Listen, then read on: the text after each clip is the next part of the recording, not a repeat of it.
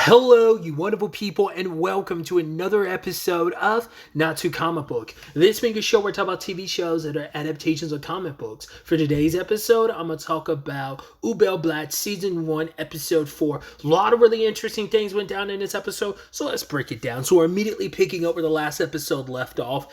Köinzel is slicing through a few more people, and we get to the main guy because he's the only survivor. He's holding up that symbol, being like, "Yo, do you know who I serve? I'm under Fargo, who's under Landgrave. What's his face?" Which I'm immediately thinking that's not a deterrent. If anything, that's going to be extra reason for Köinzel to kill you.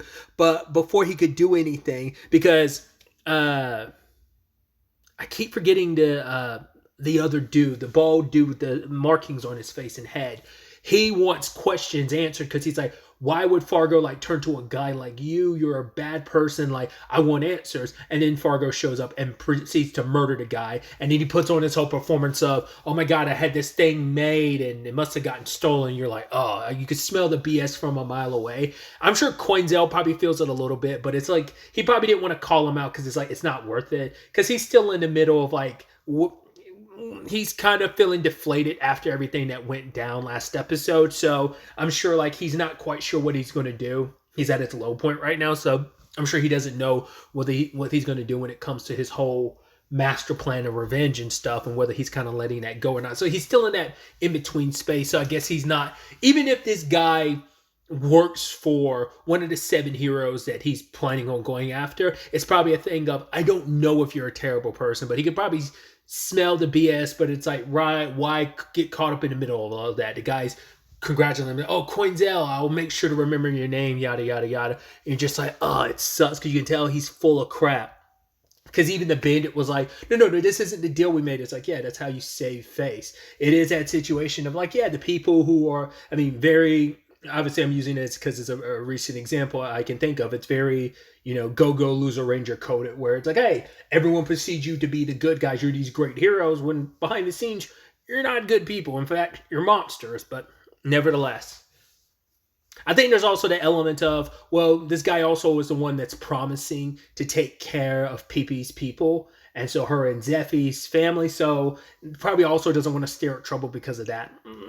I don't know.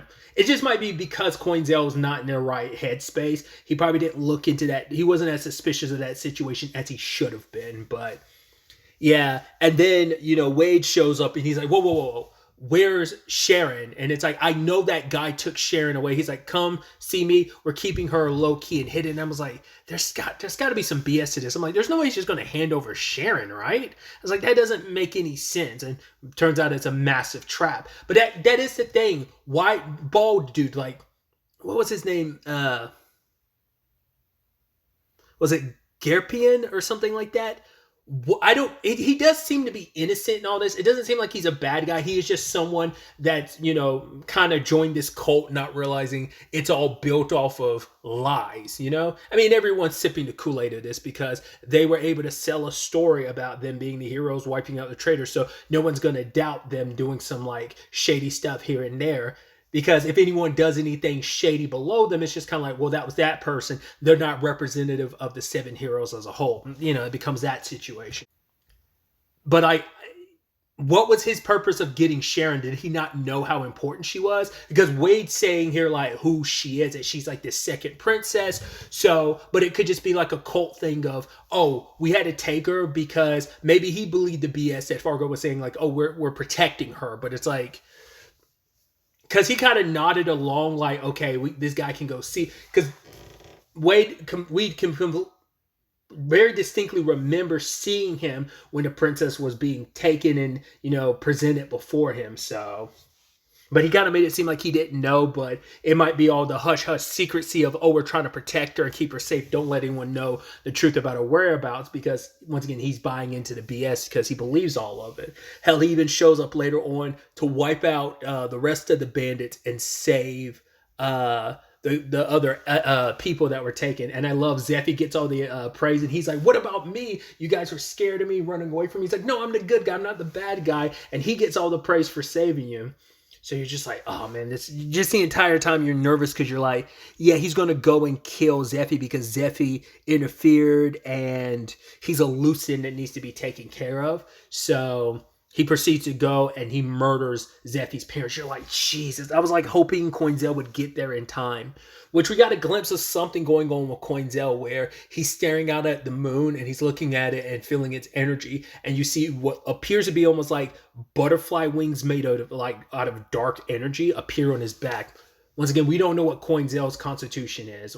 Once again, there's so much about his story, we still don't know how he got to be where he is. Either way, yeah, fucking Fargo showing up and killing everyone. Luckily, Pee was there because, well, she was waiting for everyone to come back, but they didn't because Wade and Ott are trying to, they thought they were going to meet up with Ott's sister, but it's like, nope, trap. They're basically zombie. The bandits have basically been zombified. Kind of gives me the same feeling vibe of like the first episode of Chainsaw Man. But yeah, like basically it's like Wish Tech magic is what led to that. So that's the thing of. So I'm wondering what does that mean in the grand scheme of things? Because Fargo's like running his own experiment. So I'm curious, is that something that the Seven Heroes are are they utilizing Wish Tech like magic and tech or stuff like that for their own purposes? Like, is that why they kind of like want to fuel? Not unless they're planning on trying to make sure they. Not unless it's a thing of the heroes try to create incidents that they could swoop in and resolve, a la, once again, Go Loser Ranger-esque, of like, oh, let's create problems so we can solve them. So not unless they're trying to create like a big enough problem that will rise their legend and prestige and heroism to an even higher degree, or maybe there's ulterior motives. This guy is like, he's definitely doing experiments, but he's already a sociopath and a psychopath and a madman, but we don't know if there's like a grander play other than just seeing what happens, Like, other than just seeing like, hey, this is what will happen and running some psychotic experiments, like we don't know if there's a grander purpose in the grand scheme of things. I mean, maybe this doesn't represent all 7 of the heroes. Maybe it's only the one hero he serves is the mad scientist of the group running experiments on specific, because he's specifically doing it to, I think, demi-humans. That's why he specifically chose them, because they're going to be the people that no one's going to miss. Pepe's people in particular, considering like they have no central home in the borderland. I mean, the borderlands seem to be like the Wild Wild West and the dangerous wastelands of sorts. But I think Pepe's people in particular, out of any demon human species, seem to be the ones that are the most scattered, because her home is gone, and the whole point was Fargo was supposed to like take them to a place where they could build a new home and to make it their own. So either way, circling over to Pepe, she ends up coming upon Fargo killing Zeffy's parents, which I'm surprised he slept through all that and finally woke up by the end. Luckily, Köinzel showed up. Well, that was already after he pulled a bit of a Full Metal Alchemist and like made a homunculus of sorts out of their bodies, like combining it. It's a little Full Metal Alchemist meets Uzumaki to some extent, with just like the body horror of that situation. It's like, that's depressing, especially because that's probably like the first, like Zeffy and his parents are probably the first of her people that Pepe's seen in so long, maybe.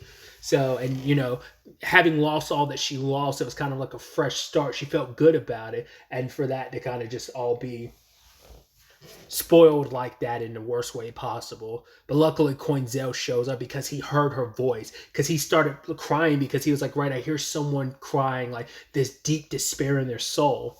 And he shows up and he sees the state she's in, and he sees Zeffy's parents, and he's just like, I'm sorry, forgive me. And he ends up summoning. We see them at the end of the opening of the TV show's opening, where it's like he has these giant like chained blades that come out of his gauntlet. We don't know what that is. Is that some kind of, once again, maybe it has something to do with the wings that he had in that scene and his constitution and all the stuff related to the moon and how that powers him up. But he slices and dices that thing, and just as he did that is when Ott and Wade showed up, because they got on what is essentially kind of like a dragon's of like, I don't know what is it. They say the name in the episode. I forgot what it is. Apparently, it's a species that's despised by humans, but on the outside in like the borderlands, they're kind of domesticated. So her having one as kind of like one that she's tamed is not too out of pocket. At least here, I think they said like the central region they're despised because they were kind of run rampant and they're kind of rabid creatures. But yeah, the timing could not be worse because Köinzel looks like the bad guy. He murdered Zeffy's parents, who weren't even his parents anymore. They were transformed. Zeffy's injured and knocked out. He cut off Fargo's arm, and then he gives a little history lesson about this land in particular. He's like the emperor, like so many proud and honorable soldiers died on this land, and you sully it by you being some sad excuse of a knight, and here you are doing such horrendous stuff to people, and you sully the good names of any who were before, because obviously Köinzel was a part of all of that, witnessed a lot of that all those years ago. And Fargo tried to make it seem like, well, kind of like, what do you expect me to do? Almost making it seem like you have to kind of make a name of yourself. You have to do whatever you have to survive. He doesn't say that exactly, but he kind of feels like he's giving an excuse in that same vein. But either way, the nearby people come out of their tent and find this scene, and they see Köinzel with his blades out, and they see the scene and they just assume the worst in him, despite Pee-Pee trying to say like, no, that's not what happened. So it all works out for Fargo's case. He lost his arm, but he still gets to keep his image up and stuff, which is kind of sad because Pee-Pee gets left behind. But also, he can't do anything to Pee-Pee right now, because if he does, it's just going to make him seem suspicious when she's like rattling off like, yo, he's a bad guy, Zeffy never saw his face. All he saw like when he was waking up was his parents' face, so he never saw Fargo. So like, he's not even a good enough witness, and that depends on if he wakes up, if Fargo doesn't get to him first and foremost, so. But Pee-Pee tried to tell some of the leaders there, but none of them believed her, and they're kind of like, oh, it can't be him. Fargo, like, he'd never do that. But that Köinzel guy, he looked like a monster, so. And I thought it was even this like bittersweet, sad thing when the people were charging, trying to protect Fargo. Köinzel, he looks at him, he's like so courageous, because for him it's like, I'm not going to blame you guys for being misled, but the fact is that you had the courage to stand up to try and protect someone. He's not worth protecting, but still, like, it's the thought that counts, and you might be trying to protect a piece of shit because you don't know he is a piece of shit, but still, I think Köinzel looks at it just kind of like, right, it's kind of that thing of, it makes you kind of like believe in humanity again, even though you have pieces of shit like Fargo make you think like people suck. You have people like those people there, those villagers just protecting him, showing like, yeah, there are good people who stand up and put their life on the line despite being afraid, just being regular people. They're not soldiers, but you got to admire that courage.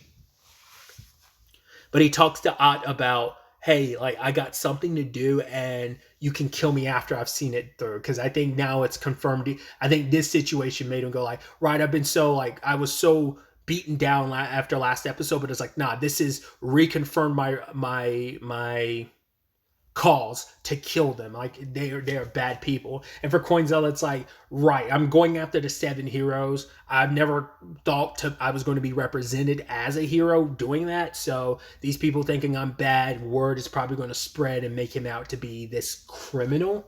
I mean, his name is already out there, but he's probably going to be on wanted posters and stuff like that, especially because Fargo made a point like, oh, I'm going to remember your name. So being like, oh, Köinzel, the dude from last episode, knowing his name is Köinzel. Weed being like, oh yeah, I finally got the black sword on my side. I got to see it. He's almost like, oh, you're back to normal after he drew those weapons out. I thought it was interesting because when you look at the design of it, when he leaves with Ott and them, the weapons crumble. So you're like, I wonder, like, what are the limitations to that, once again, with the moon situation? Like, does it give him a short burst? Like, can he, like, is it almost like a magic point bar where it's like, the longer he keeps them out, the more it drains his stamina and magic? Or like, what is the system for how those things operate? And what is the toll that it takes on Köinzel to use them? We even had that thing at the end where Ott kind of breaks down in front of Köinzel, where she's like, no, I needed to like vent my anger at someone, but she's like, you didn't kill my brother, you tried to protect him. So I'm like, I think it's a thing of she's always known the truth, but it's like, I need to lash out at someone because you tried to protect my brother, but I needed someone to blame for it because it just made it easier. It was just, rather than dealing with my grief, I needed, it's easier to, turn that grief into anger because it distracts you from your sadness. So, but, Köinzel tells her, it's like, no, I know you're a good person. So it was never like a thing. I mean, plus, once again, he was beaten down after everything last episode, and was just kind of like, I can't even go after my mission anymore. What's the point? And once again, it's the interesting thing where like all those people looking up to, like, was it Louis and stuff? Or am I thinking of, I'm playing so much Metaphor lately, I might be thinking of Louis from Metaphor. I'm blanking on home dude's name now. I felt like it was something like that, but I'm blanking. But see all those people rally behind him last episode was so disheartening, because it's like, oh, you sacrificed me and so many others. You betrayed us, made us out to be traitors, all for this. All this is what you've always wanted. And now, like, on the flip side of it, this episode, I think Fargo kind of in a similar boat, in fact, inspired him to go back to his revenge, is kind of how I am interpreting that. So it's going to be interesting to see where the next episode takes us. Like I said, I do believe Köinzel is going to be like wanted man now, name on posters and stuff. So we'll see where things go. I don't know if there's, well, I was about to say none of them can go back to save PP. So all they can do is hope PP is able to be okay, or send someone to check him. Well, there is still someone left in the camp. It's Altia's still there, because she did say, like, right, she was going to leave with the refugees to, like, their new place. So she's not alone, and as long as they have each other's back, it should be fine. But like I said, we'll have to wait to see how that all turns out. But really, that's all I wanted to talk about. So the next time we meet, be happy, be safe, live life to the fullest, and enjoy it. Good day and goodbye.